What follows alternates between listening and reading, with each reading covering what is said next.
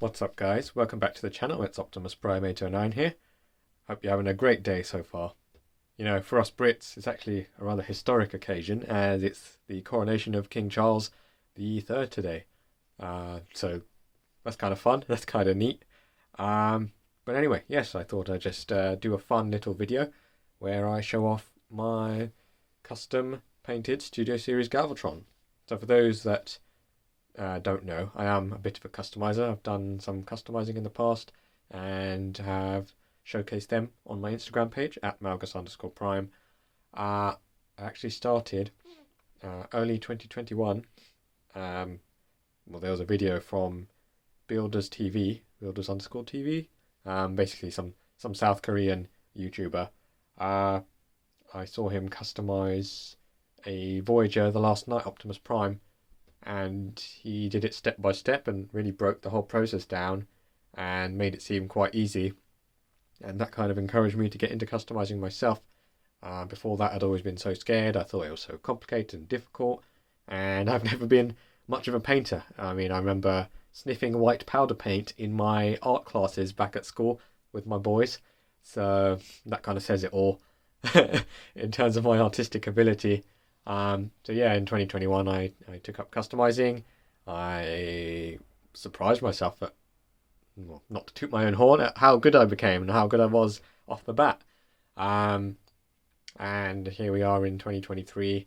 I've kind of slowed down. I haven't done as many customs as I did before, but you know, it does take a lot of energy.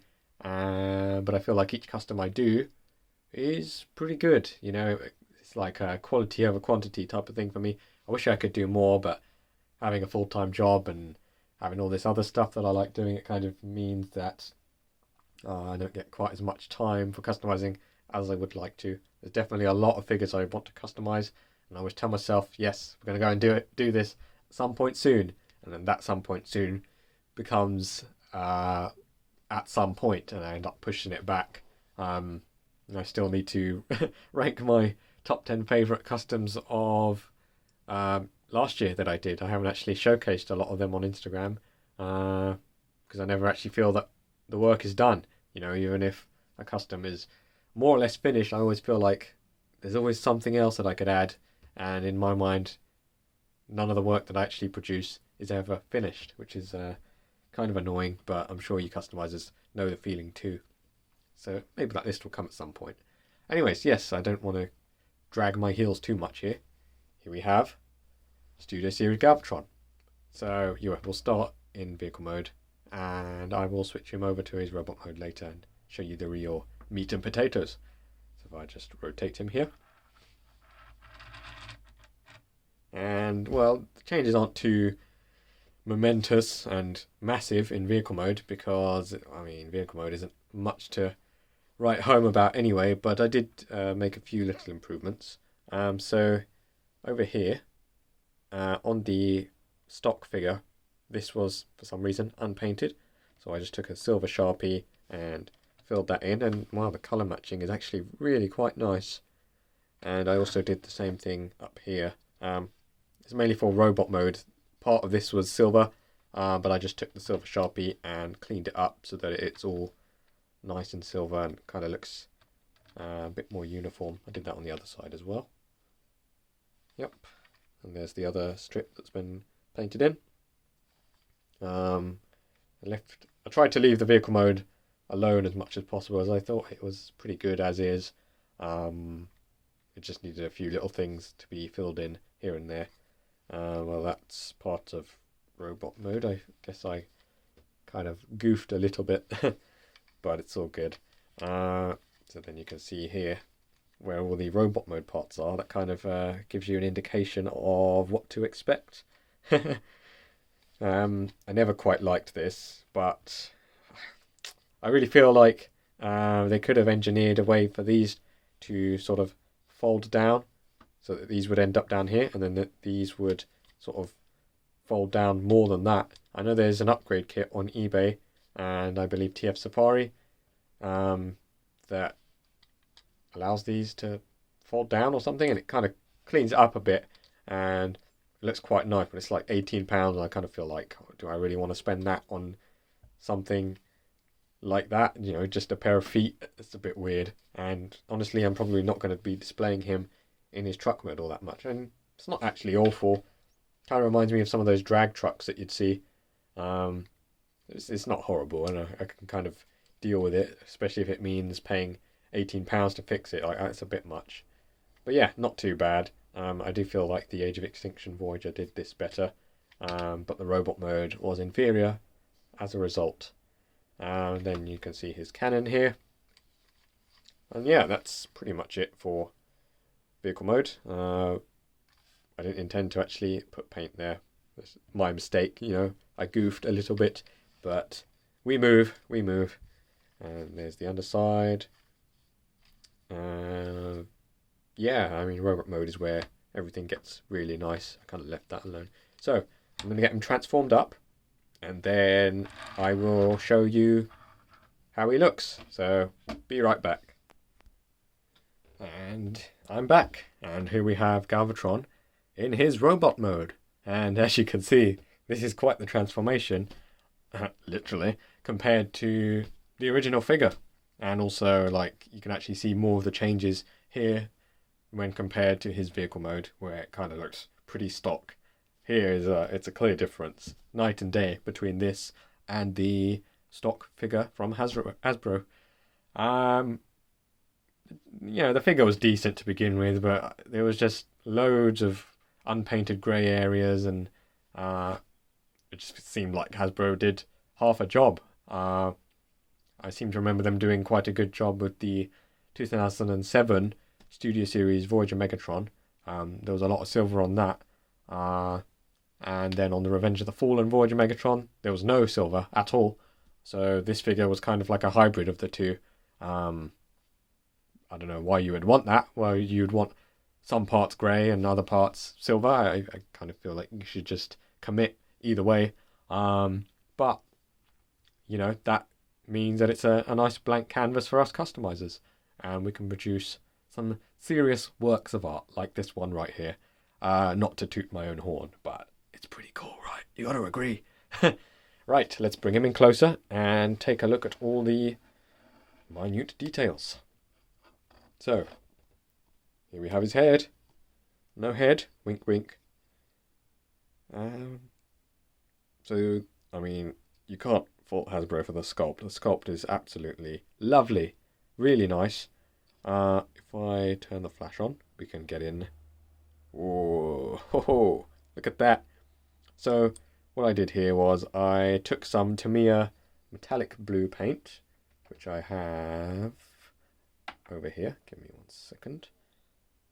This stuff. Lovely. And I just sort of put that in all of, these little areas. These are just like highlights, because I compared it to some of the film stills and also to the Prime 1 Studio statue, and the lighting they use has this really nice blue highlight on the sides of his face and also back here. So this is just replicating some of those cool highlights and shadows that you see in the film. And then I also used the same paint to get in on these nooks and crannies. These were blue on the original figure, but they were a bit muted. I did it up here and up here, and also over here. Didn't touch the eyes, they just naturally looked that good.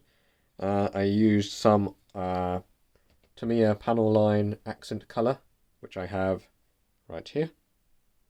This stuff is like magic. I used that to get in all the nooks and crannies. This is really good. I highly recommend it. Don't breathe in the fumes. You might get quite ill. I don't know. I mean, there might be some sort of... Oh gosh. This product can expose you to chemicals including ethyl benzene, which is known to the state of California to cause cancer or birth defects or other reproductive harm. Definitely don't be breathing this in. Wear a mask if you still have some left over from COVID. I hope to God I don't get cancer or any sort of reproductive harm. Let's put that to the side. Let's never read the warnings again, eh? Oh God, I'm scared. Uh, so yeah, that's what I use to get that nice highlight effect in there to just sort of bring out the sculpt a bit. Really cool work here from Hasbro. I like how that carries on to the back. Spoilers, I can't be showing you the back yet. So yeah, I used some regular Tamiya Blue X4 for the piping and the tubing, which is why this looks deeper when compared to some of the other blue.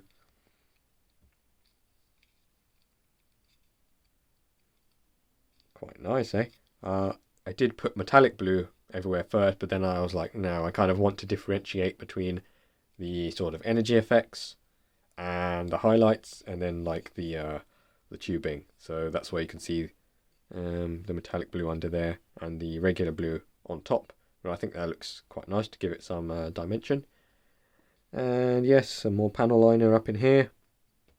I used some metallic brown from Tamiya over here, X34 metallic brown. I used that for all this, for the little tubing and stuff here. Same for these circles. And then you can see some more blue. And there's the metallic brown out in full force. Looking very nice and reflective. You can see that again on his legs.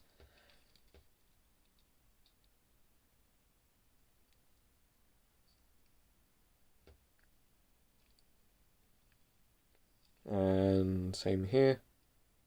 I used the Prime 1 Studio statue primarily as my reference, and because, well, those are like 4K or maybe even 8K images, and they have pictures of Galvatron from pretty much every angle, and they do that for all of the Transformers statues they've made. I mean, they've helped me with my Jazz custom, my Studio Series Deluxe Jazz, and also my Studio Series Deluxe Voyager Ironhide. Prime 1 Studios, really helpful. So if you're ever trying to customize your own Transformers, definitely, well, Bayverse Transformers in particular, definitely use the Prime 1 Studios statues as reference. So yes, that's him from the front. And we'll take a quick look at him from the side. I really like how Hasbro managed to just clean up the backpack when compared to the Age of Extinction Voyager, and how they managed to take this design, which is not very toyetic from the film, you know, barely any kibble, if any, and they've turned it into this incredible figure, which was, well, I paid like £24 for it. I got it on sale, and you know, this is a mainstream retail figure, and it cleans up this nicely and has this incredible engineering. I mean, I'm just kind of blown away. The Nero figure from that third-party company,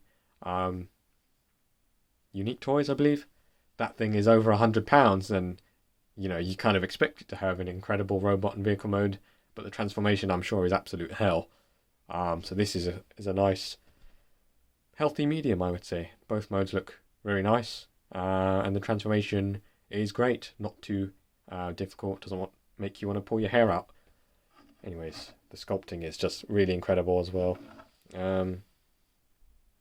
So I put some metallic blue up in there. I looked at the statue for reference again. Just some dry brushing there to bring out the sculpted detail. Very nice, very nice. Some blue up in here. And let's show you the back now. So, we'll show you the back of the head. And so this was all unpainted grey. So up here on the top, that was silver on the actual figure. This was all unpainted grey. So I just colour matching is slightly off, but you know, I don't really care too much. I'm not going to look at the back of the head too much. There we go, some blue, very nice. The backs of the arms. This was all unpainted grey, of course, so I pick that out in the metallic brown. And same again here with the blue. That's pretty cool, right? And I wanted some wear and tear to the blades. They're piddly, of course, but didn't want to show off that he has been using them. Here we have the back panel. So again, I just used the metallic brown. And this really cool detailing here. I love that sort of 3D effect it has. I just used the X4 blue here from Tamiya again. And I just did some silver here, some chrome silver. I believe I have that over here. Yes, X11 chrome silver from Tamiya. What's good about Tamiya paints is you don't really need to prime the figure. You can just slap it on there. I mean, if you want to paint straight out the bottle, you can do that. It will get kind of hard to paint and kind of thick, so I do recommend using some of their X28 filler, thinner, and then just applying it to the figure that way. So here we have his butt. Very nice, very nice. Some tubes, some blue, some metallic brown, and that's pretty much it there. So very nice indeed. And I will quickly show off his cannon. This was pretty much just silver, so it was nice that they painted it. But it did need some detail added. So I painted all this in the metallic blue to show off some of that energy and the metallic brown ring. And yeah, that's how that looks. And I'll just put this onto him.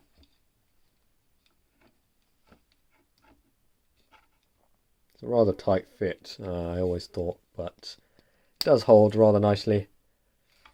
It looks a little piddly, but I kind of think it wasn't that massive in the film either, so it's not all bad. And there's an upgrade kit if you really want that. But it does look nice that it's, it looks as if it's transformed out of his arm, so that's pretty cool.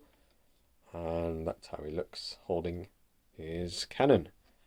Maybe I can chuck him into a cheeky pose real quick. Well, one thing I don't like about the articulation, so that's fine, right? But if you try to put his arm horizontally, and then move it out, it catches right there, which is kind of annoying. A bit of a design flaw, but we can make it work, I think.